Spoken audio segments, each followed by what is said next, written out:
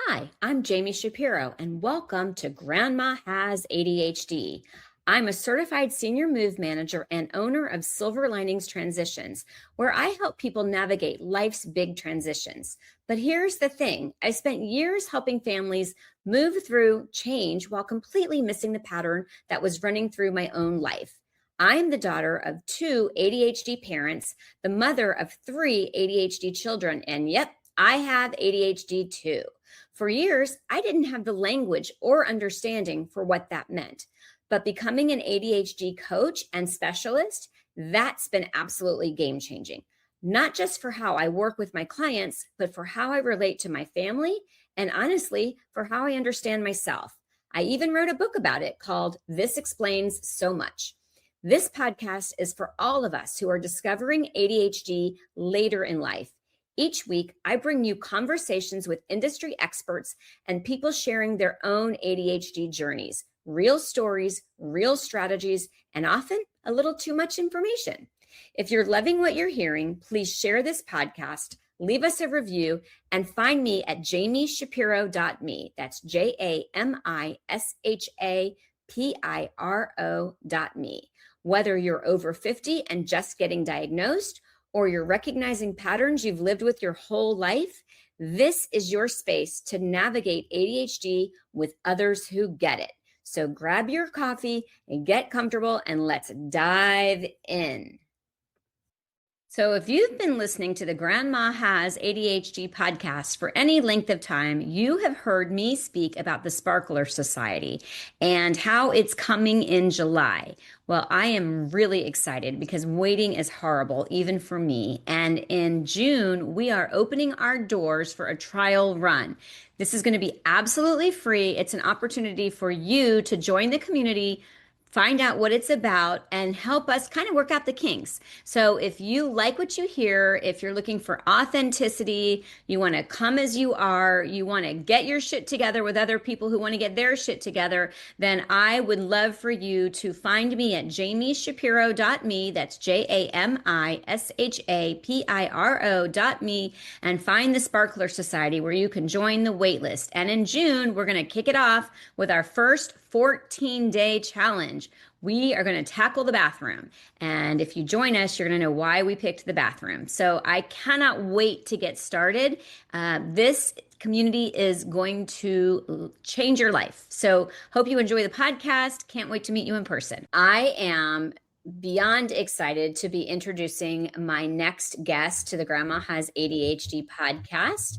I met her at the International ADHD Conference. There was a room full of women with late diagnoses, and she was one of those really amazing people that I was super excited to connect with, and of course invited her to come on the podcast.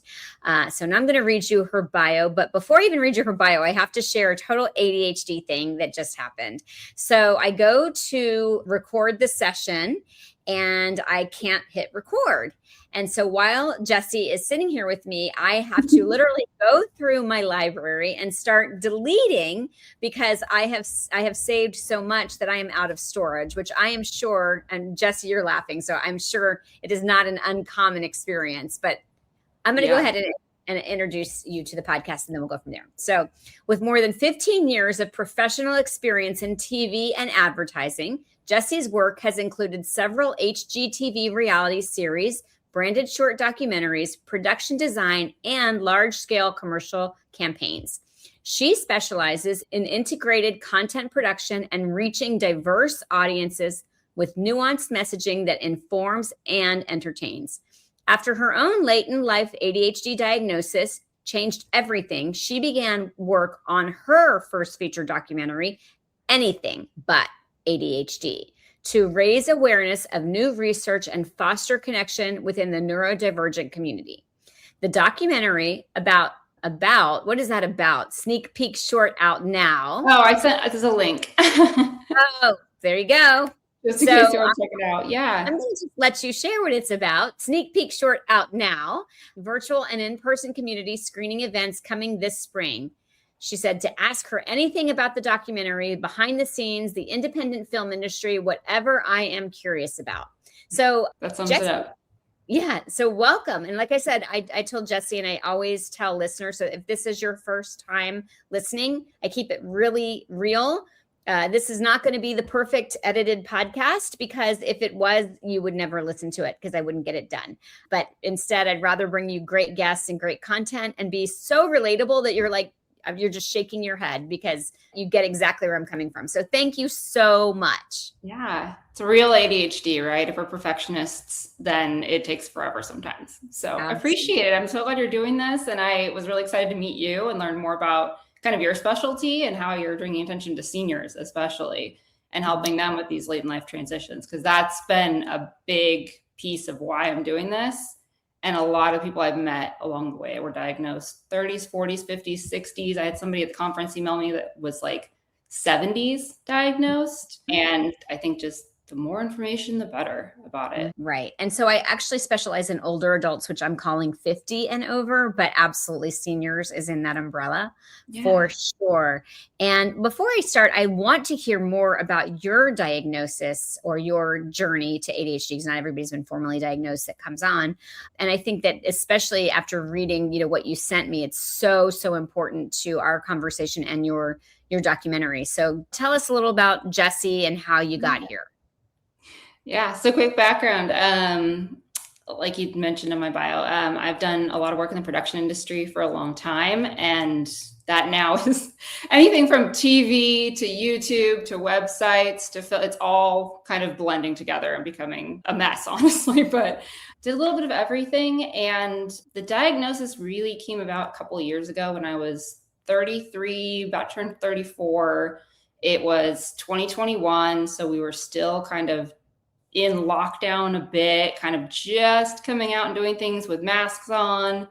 I have been doing a lot of work for a statewide California campaign. I'm based in Sacramento, so we do a lot of state work where we had like vaccine and COVID misinformation prevention, vaccine awareness. It was just kind of a wild time where a lot of things were shut down in production, but I was very fortunate to be in a spot where we were getting all this state health and human services info. And I was just struggling to keep up with it all. There was like 30 clients a day with 12 different projects. And I'm just touching all these small little things. We can go more into production and kind of how that world works. But it was hitting a point in my career where I was just juggling way too many things. I had my head in way too many projects. I was managing way too many people and didn't have any direct help. So it kind of started falling apart. In the middle of that, we're also doing a huge home renovation. I had an attic addition that was scheduled to start. We did demo and then lockdown hit. So the whole project schedule had been messed up. Everything was delayed. It was pushed. The roof of my house was just open while we had wildfires, and I couldn't go stay in any hotels. And throughout all of this, I'm just kind of hitting a point where I'm bringing up a lot of anxiety issues that I thought that I had kind of quote unquote cured, thought that I had got through a lot of mental health difficulties that I had in high school and college. And just started trying to figure out like what is going on, and having some trouble with my husband was struggling with alcohol at the time too. So it was just kind of everything came crashing down at once. We're starting to have more conversations on social media about mental health. And a coworker started sharing some memes of ADHD. And I'm like, these are all me. This is so relatable. What the hell? I didn't even know he had ADHD. And I start kind of looking it up a little bit, and you Google it and you get symptoms like disorganized and trouble at school and poor time management. And I had built kind of my whole career and life on never being bad at those things. And I was very much perfectionist and very much an overworker. So it didn't make sense, but I kept seeing these memes. I kept seeing social media posts that were making sense. And finally, one day I just we have that like maybe rabbit hole moment where you find the right resource. And for me, that was actually like ADHD women on Reddit. And you started getting real stories from real people. Instagram, I started finding more content creators that were sharing authentic personal experiences. And it all just clicked and it fell into place. And I finally kind of looked into the neuroscience of it and the dopamine-driven, interest-based nervous system. which made a lot of sense. And looking back at my life through that lens, it made perfect sense. And where I was struggling and what I was great at kind of clicked. So from there, it just kind of opened up this whole world for me. And I found some really good friends and decided to just kind of jump in and make a documentary. I ended up quitting my job and going freelance, eventually started my own business, just producing, directing. And I've just grown with this community and meeting so many people. And this was my third year going to the ADHD conference and coming away with just more connections and more passionate people who are trying to help others understand what this really is. Mm-hmm. And that was my goal with the documentary is, I've heard all these things my whole life, and I majored in psychology, and I had the wrong idea of what ADHD was. And everyone I talked to has the wrong idea of what ADHD is.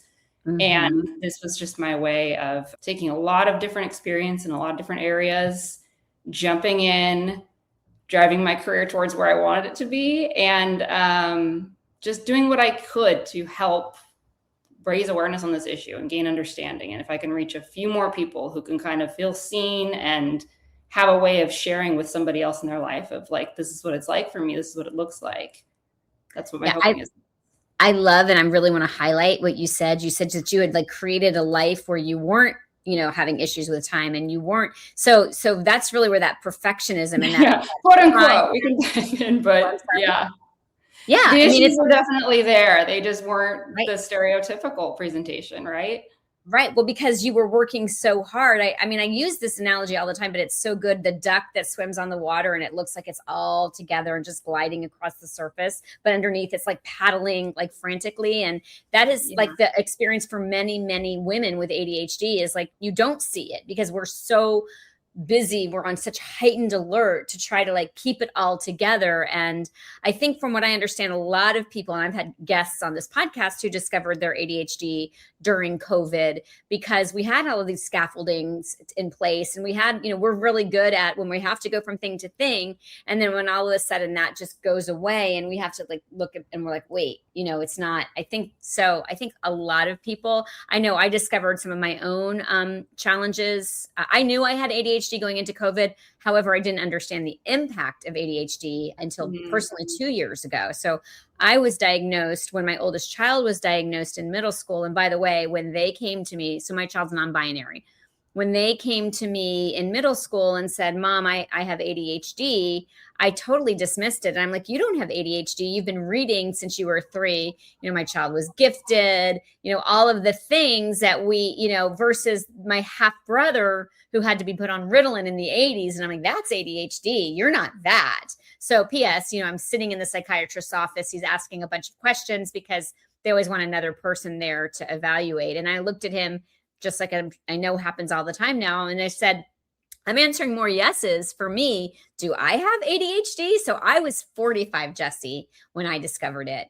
But it wasn't until I realized that my mom had it that I realized I had uncovered these whole generations of women who had not been diagnosed. And my mom's ADHD looks so different. And I'm sure your movie is going to say the same thing. It looks so different because I am actually combined type, which means I'm hyperactive and inattentive. And my mom is just like, there's no hyperactive in that body at all. It's all in her brain. So she can sit and read, and she doesn't move a lot, and she's really slow, just so opposite. So I would love to hear more about your documentary and that work. That sounds amazing.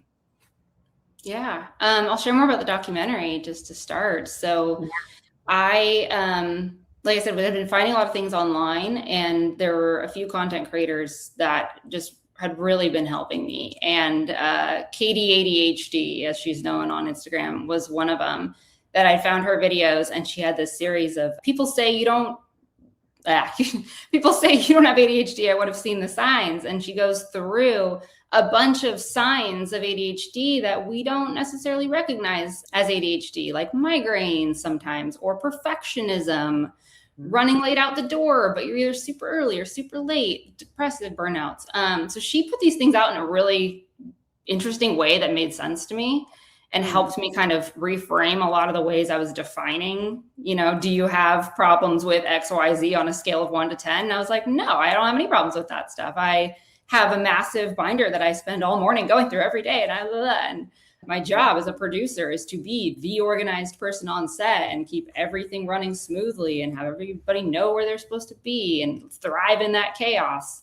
So I connected with her, and just by chance, we started DMing. We kind of started forming a friendship, and I had a challenge from one of my film groups that I had joined to kind of, again, reinvigorate my creative passions. And I joined a film group that does a 1-day documentary challenge where you get 24 hours to shoot a documentary and then like 2 to 3 weeks to edit it. And I reached out to her and said, do you want to do just a quick, short 1-day documentary about, your experience, what it's like? I saw this as a great opportunity to share more information. Long story short, it didn't work out. There was a blizzard and some other reasons that I couldn't get up to her town where we were filming. So she said, we have a retreat coming up with a couple other creators that I'm hosting in Jamaica in September. Would that be something interesting? And I thought, absolutely. Yeah, I want to see a bunch of ADHD women come together on this retreat. So we pivoted, and it kind of became that. And I filmed with her in Oregon a couple of times. We flew out to Virginia, where Trina, the other host, is. And then all of us went to Jamaica, and I brought a film sound audio guy, like a film production jack of all trades, basically. He's my audio guy. Brought him out with me, had a couple of volunteer camera help in the hometown states. And we just went out there and saw these women who were basically strangers. Like, I hadn't even talked to them before. And it was amazing how quickly everybody just kind of had the same story and the same quirks, even though we had such different backgrounds and such different diagnosis stories and such different career paths. It's just when you get in a room, and I think you may have known this from coming to the conference, when you get in a room with people who all explicitly say, hi, I have ADHD, and you start to see the quirks and the patterns and the way we talk to each other that comes out, it helped me understand my own ADHD so much more. And I'm still just close friends with Katie and Trina both, and Meredith, who was another coach that came on the trip. A lot of the women who participated, we stay in touch. And I just kind of filmed this whole thing unfolding, and post-production has been its own wild beast that I've been chipping away on this. So I've had my full-time job when this started. I kind of impulsively rushed out and was like, I know how to do production. I know how to shoot a documentary. I know how to write a documentary, but I didn't know how to fund a documentary. Everything I've ever done has been greenlit and budgeted ahead of time. Everything's been commissioned. I didn't know how to edit a documentary because I am a writer, director. I usually work with editors and camera people and lighting, and they're experts in what they do. So I came back, and I had, like we were saying with the footage and files on your hard drive, I had hard drives full of footage and all of this amazing material and a great story. And I didn't have the skills to do it myself. And I didn't have the budget to hire the people I normally work with. So I spent about a year just learning and doing this whole thing totally out of order. Normally you do pre-production and distribution and planning all of those things and how you're going to package it and sell it and fund it. You do that in advance a little bit. I picked up with the part I knew how to do, which was shooting. So we went out, we did it. And then I spent a year like trying to apply for grants, trying to figure out funding, trying to figure out pitching. And I discovered that the independent documentary world is it's in trouble. It's struggling. And we've had more access opened up to people, but also more competition. And then on the corporate level, there's been merger after merger. The HGTV shows I used to work on have just been like absorbed by multiple channels over the last several years. So I can't even find the shows that I used to work on. And it's just gotten really tricky with YouTube and all sorts of different ways we can share content. So after spending about a year on that, I figured, all right, I need to improve my editing skills a little bit, get this content a little bit further along. And I spent about another year just kind of refreshing myself on how to push the buttons, because my job was to sit there and kind of give orders and creative direction while somebody else pushes the buttons. So I had to do I want to bring up something that I think is really interesting that I learned about ADHD. And that is that when we get passionate about something, we just jump into it and we don't think about Yeah. So all the other things that are go behind it. I had the exact same experience with my podcast. I decided I'm like, Grandma Has ADHD came to me.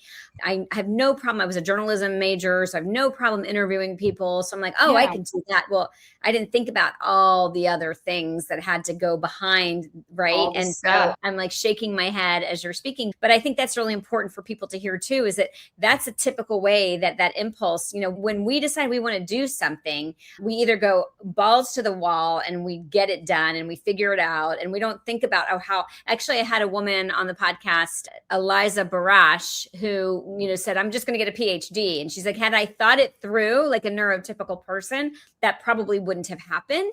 But Yeah. here I am, with my PhD, and you'll figure it out. I mean, that's one of the things. And the other thing I wanted to share with you is, and when you meet other people with ADHD, and because I'm always in this space, and there are a lot of people, especially the older generation, where mental health, and by the way, I don't consider ADHD a mental health challenge. I think it's a brain wiring challenge. Mhm.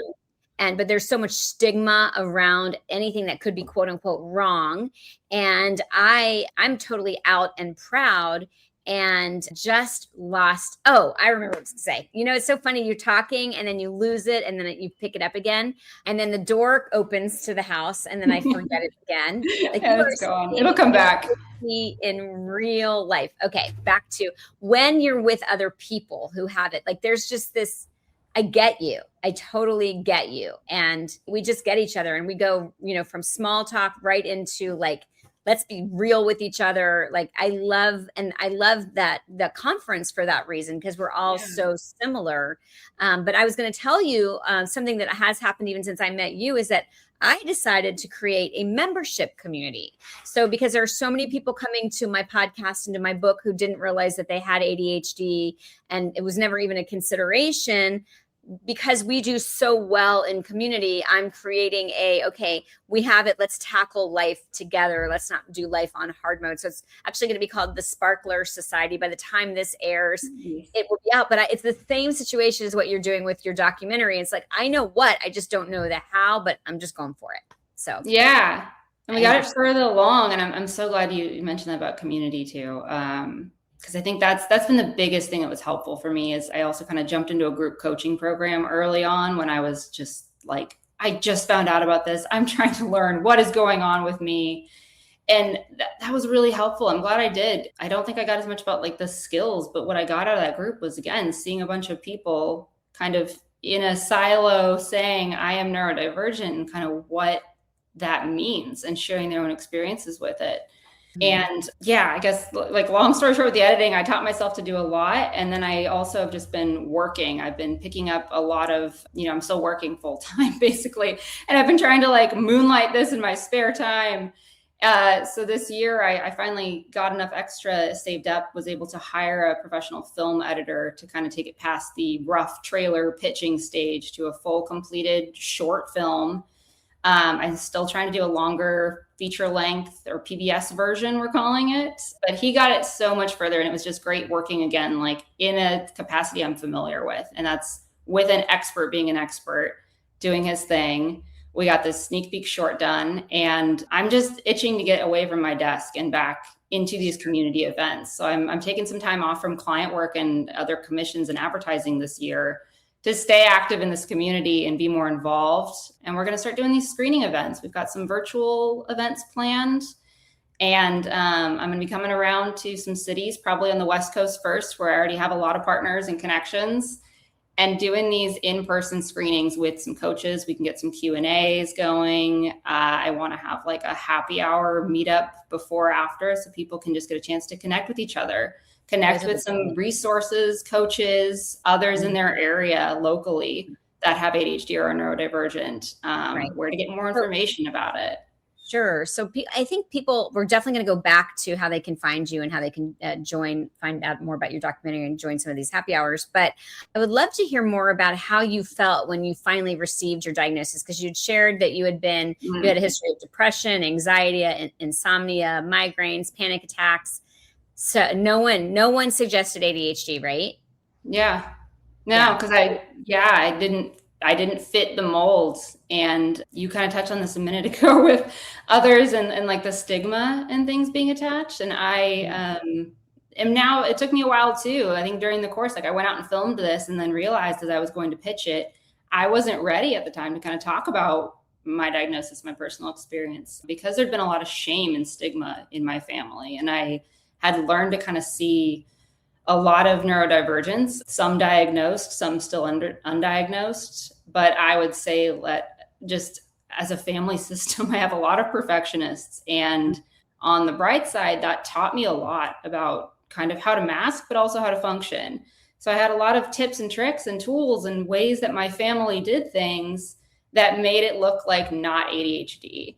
So I was able to get good grades in school at the cost of a lot of other things. I had a lot of physical health issues. Migraines started. I started getting like pre-ulcers, started having panic attacks, had a lot of flexibility, but I'd realized that like I didn't fit. So when I first started seeking a diagnosis, you know, they're looking at those tests like on a scale of 1 to 10, how impulsive are you? And I'm like, never. I overthink everything before I do it.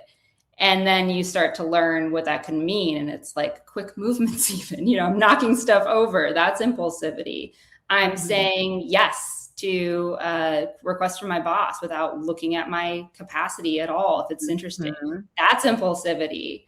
You know, moving too quickly and getting bruises on my hips because I'm running past tables. That's a form of impulsivity. And I just hadn't thought of things that way before. So the first couple doctors that I went to, I kind of described what I had learned, and I went to them with a lot of information that I found online about women specifically, and kind of masking and what it was, and high functioning, if we want to use that term, which I'm not a fan of. But what that was, I don't like that. I don't either, because it's like high functioning at the cost of what? Or, you know, it's variable day by day, but well, absolutely. Thank you for saying that. It does vary. I mean, there's some days that you would look at me and you would think that girl has, or woman, whatever, has got it going on. Nope. You know, and then there are days where I don't want to get off the couch because I have just reached capacity and I am drained. But I also don't like when someone says, oh, I have ADD and not ADHD. And that really bothers me, because you're in a community where you're putting more stigma on something that shouldn't even be stigmatized, or I don't have as much as you have, you know, so. And that tells you right off the bat that your information is dated, because we changed the name apparently in the 90s. There is no ADD. If any of your listeners haven't heard, it's all ADHD. It's one disorder. And that's kind of the part of the title of the documentary, was Anything But ADHD, because that is what we are diagnosed with. That's what we should call it. It doesn't describe what it actually is at all. It doesn't describe it well at all, because it's not an attention deficit. Because if I want to do something, there's no deficit to me getting it done. And I don't know if you've heard the term VAST that Dr. Ned Hallowell has suggested, that we rename it variable attention stimulus trait. But that's, right. That's so much. And the fact that we have disorder in the word, that's part of the stigmatization. So I love that you are, so you found out that you had it. You know, your family is maybe not so embracing. So by the way, both my mom and dad have ADHD, and I couldn't hide it and do what I do. And 2 of my 3 children have been formally diagnosed, but I suspect my middle child has it as well. And, you know, I wrote a book, it's out there, but I think it makes a really fun, spicy family. And by the way, we're all super creative. We're really bright. And I don't view it as a disorder. I think that our brains are wired differently. And I think that a lot of the things that we contribute to the world wouldn't happen if we didn't have those brains.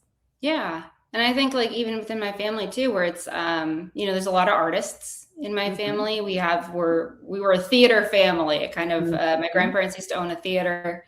My great-grandparents like immigrated here to become vaudeville actors, or great-great-grandparents.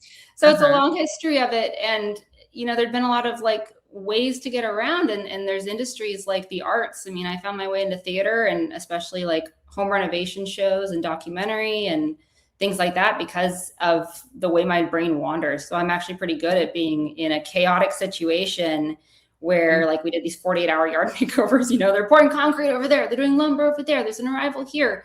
and I'm tracking multiple storylines, and I'm getting coverage for multiple angles and cutaways and all kinds of things, getting the people in order. And it's like you thrive in these hands-on, on your feet, sometimes stressful situations. And my whole family was a lot like that. And I wish I'd gotten to talk to my grandma a bit more. She'd passed like right around the time I was seeking diagnosis. And it's wild because I can see the different people in my family of like two sides of the same coin. She had a lot more traits that were maybe stereotypical now to me that I'm looking at. And there are other ways that had been overcorrected. And I've got a question. Did anybody in your family smoke? Not on that side. I don't know if they did back in the day. So I'm asking because I discovered in a podcast interview with my cousin, who is a PhD family therapist and has ADHD. And she's like, your grandma had ADHD to that point. And I didn't recognize it. And then, when I started to learn more and more, but she smoked, and smoking it calms people down. So it's sort of like that natural Ritalin for people. But yeah, I have to tell you, with you're surrounded by people. So at the ADHD conference, I collected a bunch of stickers for my water bottle. But my favorite one, besides the podcast, is "Keep talking, I'm diagnosing you." Yeah, that's been a fascinating one. This is just a side tangent, but I feel like I looked back at a lot of interviews that I'd done with people too, and the way we cast for homeowners and things like that. And I'm realizing like most of the time, the people that we cast, the people that I want to put on camera are likely neurodivergent in some way, because it's always the ADHDers who are like, let me at it. Give me a challenge. I'm going to over explain. I'm going to talk and overshare, and just like bringing energy to conversations. Right. I mean, I think, we have a magnetism. We sort of light, especially if there's something we're passionate about, we light up. That's my observation. Yeah. I'm hoping that with all these podcast recordings and interview footage and things that exist now, there's hopefully like a good use for AI would be identifying speech patterns in the way that people talk. And can we get more of a diagnosis from like all this interview content that we have? I will tell you, on an aside, my oldest child, who does not have a speech impediment, stutters because their brain and their mouth are not, in alignment. And so their thoughts are so fast that the mouth can't keep up. And so they will stutter. Okay, we're going to take a pause. I want to ask you the question that I ask all of my guests now. I cannot claim credit for it, so I have to be very honest. That's, the ADHD way. Penn Holderness at the International ADHD Conference, when he did the keynote in 2024, he said if he could press a button and not have ADHD, whether or not he would press that button. So I love that question. I think that's such a good way of asking people how they feel about their ADHD. So we're going to take a pause, and you're going to answer that question, and we're going to let people know how they can find you. And for those of you who are new to the Grandma Has ADHD podcast, thank you so much for listening. It's really, really important that you share this, that you like this, because it's one of the things that I am doing to create awareness. And unfortunately, the way things work, you can't just put out great content. People have to hear it and share it, and it has to grow with listeners. And so if you would do me that honor of liking it, sharing it, and rating it, that would be amazing. You're going to hear a couple plugs about my book, This Explains So Much, and the membership community. So I don't have any paid sponsors. And since I've got to keep the lights on, I have a business that and you totally know that, Jessi, like I'm running it. My main business is Silver Linings Transitions in San Diego. And this is my passion project. So, okay, we're going to take a pause, and we're going to come back with Jessi, and she is going to answer the button question.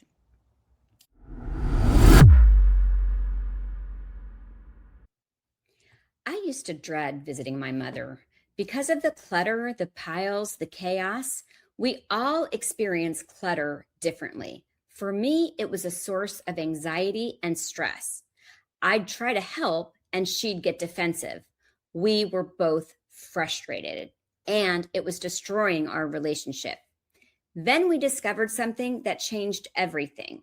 My mother had ADHD, and she'd been living with it undiagnosed for over 76 years. Suddenly, it all made sense. The clutter wasn't laziness. The disorganization wasn't a choice. Her brain was wired differently. and no amount of willpower or traditional organizing advice was ever going to work. That discovery became my life's work. It's why I started the Grandma Has ADHD podcast. It's why I became an ADHD coach and specialist. And it's why I am so passionate about helping women like my mother and maybe like you. Because here's what I know: clutter affects us emotionally and physically. It damages relationships, it creates shame spirals, and the overwhelm of not knowing where to start keeps you frozen. But it's okay to ask for help. In fact, it's brave. If you're in the San Diego or Coachella Valley area, my team at Silver Linings Transitions can come to your home. We'll help you tackle the clutter with compassion, not judgment. I also work with women virtually through one-on-one ADHD coaching. And if you are overwhelmed with clutter, I can connect you with trusted resources in your area. Visit jamishapiro.me to get started, or grab my book, This Explains So Much, on Amazon. My mother and I got our relationship back. You can get your peace back too. That's JAMISHAPIRO.me.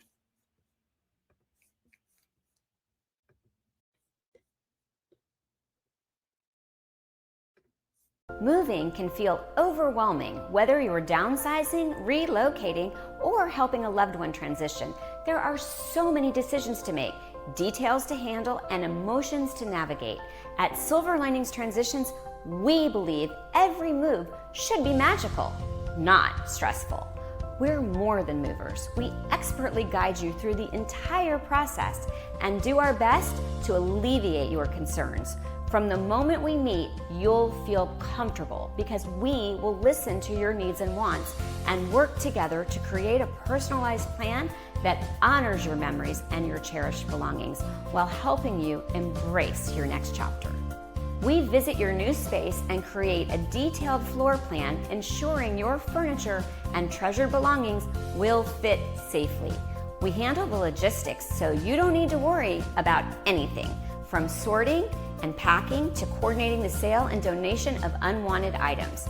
Our professional team uses efficient, eco-friendly bins and handles every detail with care.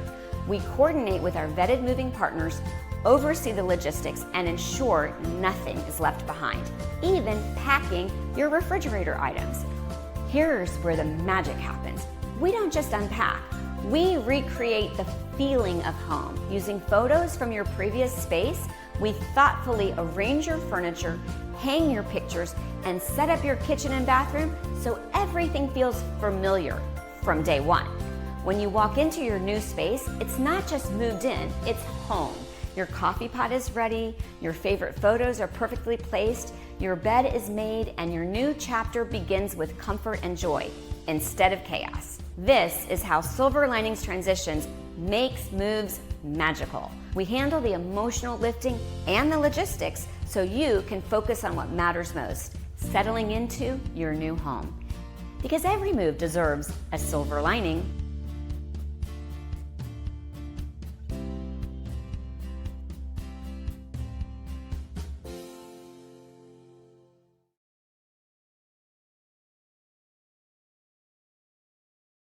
Hi, I'm Jami Shapiro. I am an ADHD coach and the founder of Silver Linings Transitions, where we do home organizing and move management. And, I did not know that I had ADHD for years. And I remember personally hiring an organizing company to come in and help me because I could just never get it together. And it really wasn't until I understood ADHD and its impact that I realized why. And so I wrote a book, This Explains So Much, Understanding Undiagnosed ADHD, because I just feel like there's so many answers that people don't even know that they're looking for, especially generations of women who grew up thinking that ADHD was just for the hyperactive little boy. It turns out it's not only a body that can be hyperactive, but it can be a mind that's hyperactive. So you can have a wonderful day and you can have something wonderful happen, and then that one negative thing that happens is going to be the thing that takes you into that spiral, and it's going to be keeping you up at night, and you're going to be ruminating on it. And I think that, we as women carry so much shame and so much how it's supposed to be. I'm supposed to have it together. And I remember that was the case for me. I remember, how is it that all of these women have so much consistency and their kids get the sticker charts and everything seems to run well, and I'm the one that's missing parent-teacher conferences, and my house, is always in chaos. And then again, that negative self-talk. So my mission is really to educate people who have no idea that ADHD has the impact that it does. And it's to connect you to other people who get it and who will make you feel that you aren't alone, you're not crazy, you're not lazy, you're not stupid, you're not too much. You just have a brain that was wired differently. And I can't wait for you to join me in the community that I'm building, the workshops that I'm creating, the book club that I'm hosting, because I know that I am going to make a profound difference in your life. Right into the button. Right into the button. But I do want to say, I always let people know that I ask you a little bit when we take that pause to just say, hey, is there anything I didn't cover with you? How's it going? And you did say that there was something that you felt like I cut you off, which, ADHD. So can you take me back to that part of the conversation that you wanted to make sure that our listeners get to hear? Yeah, I don't think you cut me off. I think I cut myself off and we went on a tangent. I'll take credit. But on the diagnosis, because I didn't fit that stereotypical mold, I went through a preliminary preliminary appointment. I can't talk anymore. They said, yeah, totally. You fit. That makes sense. I'm going to escalate you to, the actual psychiatrist for evaluation. They shut me down. They said, you haven't had a divorce. You own a house. You graduated with a degree. Your career is going fine on paper until you catch me crying in the bathroom. You don't have ADHD. We can't give that to you. I saw a second opinion. They're like, well, you have a history of anxiety, insomnia. We have to fix those first. Those can often be underlying symptoms. Those can be symptoms of untreated ADHD, and it all kind of works in a feedback loop. So that's something I've heard from a lot of people, is that you have to treat anxiety, depression, insomnia, XYZ first before we can evaluate you properly for ADHD. And I am really disappointed that more doctors don't look at that holistically.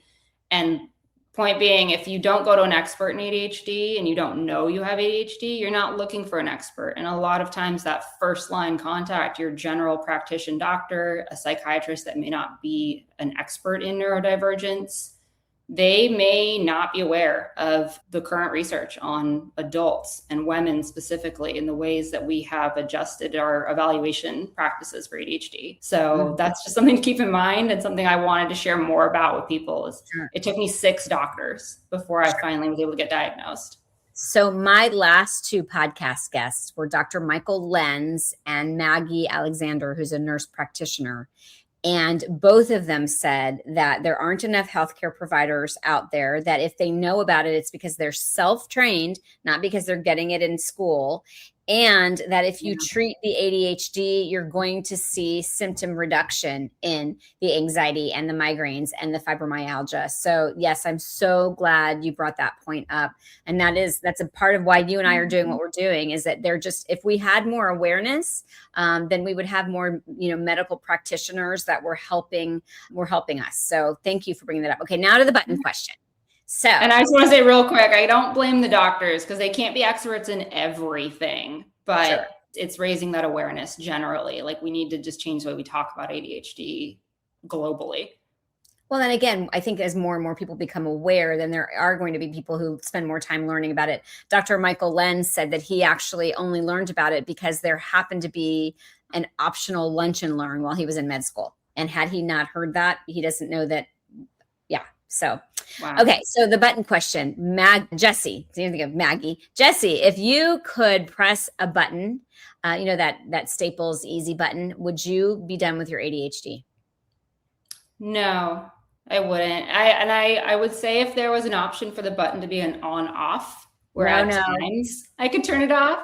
But Spoken like. no, I would say no. I think I wish I could have gotten diagnosed earlier. I wish that Mhm. there was a different perspective on it of Mhm. when I share with people that they understand what it means. But I have the career that I have and I've built the life that I built because I was always just seeking more and curious and finding ways to work with my brain out of the box. I didn't know there was a box. I came up with my own way of doing it. Mhm. And I wouldn't have all the things that I have and I wouldn't have my life. And I'm got it to a point where we all have things we're working on, but I like where I'm at. And yeah, I wouldn't change it.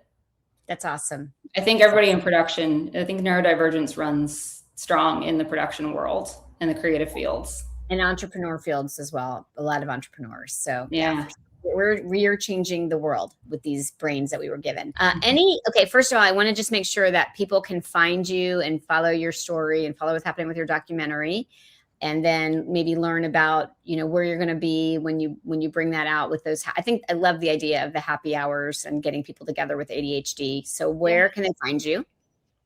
Best place to get updates is Instagram, Anything But ADHD, or anythingbutadhd.com. Okay, anythingbutadhd.com. Any parting words for our listeners? And keep in mind that these are also people coming to this conversation later in life. There's a lot of relief, and there's also grief that comes with, like, I wish I had been diagnosed earlier. Yeah. I think be open to changing your ideas of what you thought things mean. Be open to changing in like how we define impulsivity, what you think ADHD is, what you think neurodivergence is, what you think mental illness or disorders are. I think just an openness to, hey, I didn't know that. What's something you thought you knew that you later turned out you were wrong about? I think the more we're open to that and learning from younger people, from experts, from generations ahead, the more we can do to stop just struggle and help each other out and understand our brains and why we do the things we do and why we can work with it to create a better world, better lives for ourselves. And I think just connecting with each other in the community has been the biggest piece. So getting together, find others who understand you. Yeah, finding your tribe is so, so important. And I'm really glad that you stopped when you said mental health or mental illness, because that is definitely something that came out of the conference. And that is that ADHD is not a mental illness. It is absolutely not a mental illness. It is a brain wiring. And yes, it causes anxiety, it causes other things. It's because the ADHD isn't being addressed properly. And so yeah. So I am so appreciative of the work that you're doing. Anythingbutadhd.com. A lot of my listeners aren't on Instagram. I'm not on Instagram as well as I should be. So I always like to give people that other option. Thank you so much. Best of luck to you I have no doubt that you're going to figure it out, because that's what we do with ADHD. We'll do it. And I look forward to continuing our conversation and getting to know each other in the ADHD world. Thanks so much. Yeah. I'm excited to talk with you more too. And I'll have it's too early to announce some things, but I would definitely love to work with you on some of our panels and our events coming up. That would be great. And as I like to end the episode with, there's never a point in our lives where we should not understand ourselves better. And education and understanding ADHD is game changing. And it will change the way you look at yourself and the way that you've evaluated your life. So it is never too late to make the rest of your life the best of your life. Thanks for listening. The opinions expressed on Grandma Has ADHD podcast are those of our guests and hosts and are intended for informational and entertainment purposes only. This podcast does not provide medical advice, diagnosis, or treatment. The content discussed in this episode is not a substitute for professional medical advice, diagnosis, or treatment. Always seek the advice of your physician, mental health professional, or other qualified health provider with any questions you may have regarding a medical condition or mental health concern. Never disregard professional medical advice or delay in seeking it because of something you have heard on this podcast. If you think you may have a medical emergency, Call your doctor or emergency services immediately. The host, guests, and producers of Grandma Has ADHD do not assume any liability for the content of this podcast. Listen at your own discretion.